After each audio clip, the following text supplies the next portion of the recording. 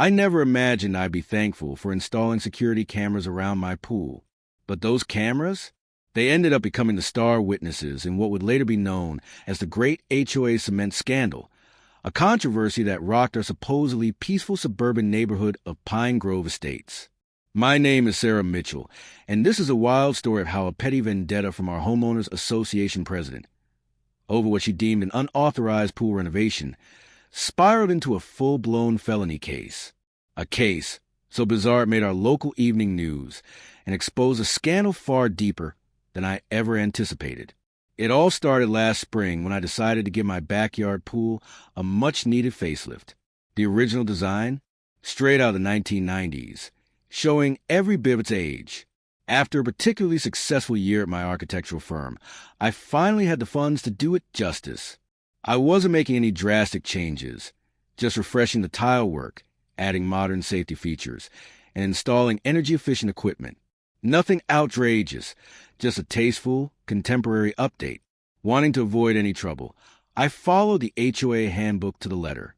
I submitted meticulously detailed plans, included material samples, and even created a 3D rendering to show that the visual impact from the street would be minimal. The renovation passed the initial HOA review board with a nearly unanimous vote. 4 out of 5 members approved it. The only dissenting vote? Patricia Wellington, our newly elected HOA president. That should have been my first warning. She spent 15 minutes passionately arguing that my choice of blue tiles was too Mediterranean for our traditional American neighborhood. But with the majority vote in my favor, I scheduled the work to begin the following month. Thinking that was the end of it. Oh, how wrong I was. Then, the letters started arriving. First, I received a warning about my grass being exactly 4 inches too tall. Next, a notice about my mailbox. Apparently, it wasn't reflective enough. When I installed a security camera doorbell, an addition explicitly allowed under our HOA guidelines, I was hit with a citation claiming surveillance equipment wasn't permitted if visible from the street. Each letter bore Patricia's signature, accompanied by a tiny smiley face that somehow made it feel even more threatening. It was clear she was out to get me the moment my pool renovation began. Patricia's campaign of harassment escalated. Every single morning, she'd park her pristine white Mercedes SUV across the street, iPad in hand, snapping photos and jotting down notes like some self-appointed law enforcer.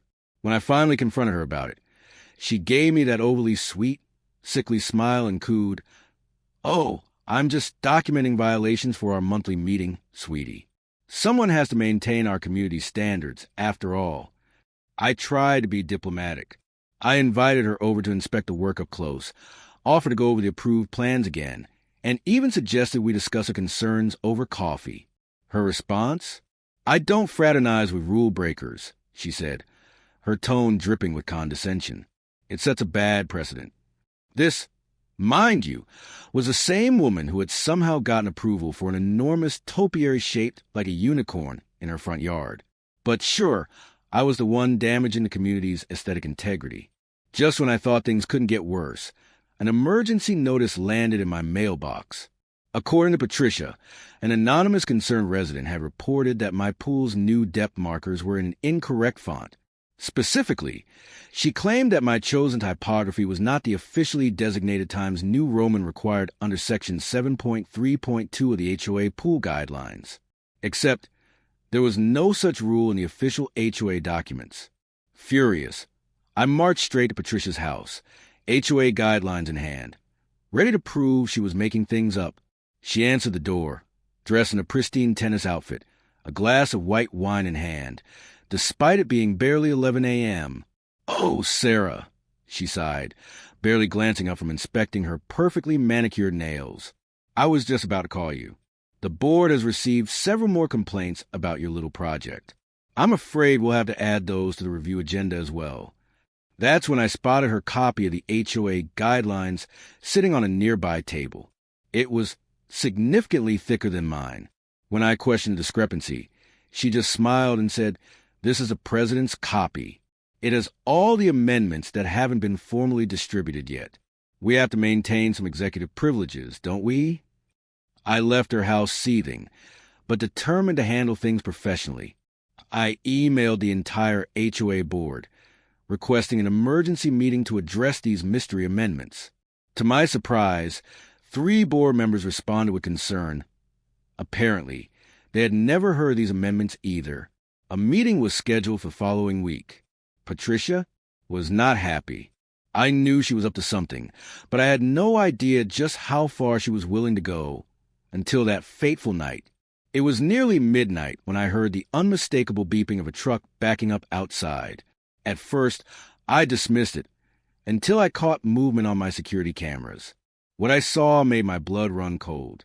A cement truck was parked in the alley behind my house, and there was Patricia in her designer workout gear, personally directing 2 confused-looking workers toward my unfinished pool. I grabbed my phone and immediately started recording as I raced downstairs. But what happened next? It was karma at its finest. Patricia, so focused on her midnight mission, completely failed to notice 3 very important things. The unmarked police car parked down the street, conducting a routine patrol. The fact that she had just triggered my brand new security floodlights.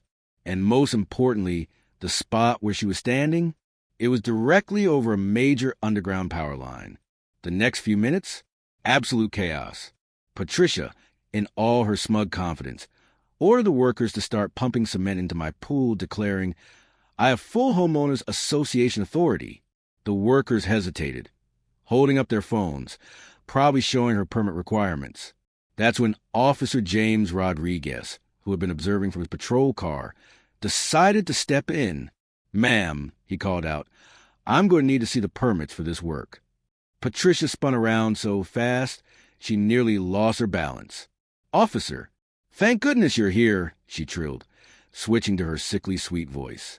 "This pool has been declared a community hazard by the HOA, and I'm just executing an emergency abatement order." Rodriguez examined the paper she handed him. After a long pause, he said, "Ma'am, this appears to be an HOA meeting agenda with some handwritten notes.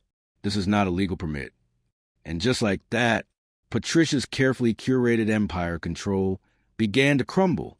And believe me, that was just the beginning.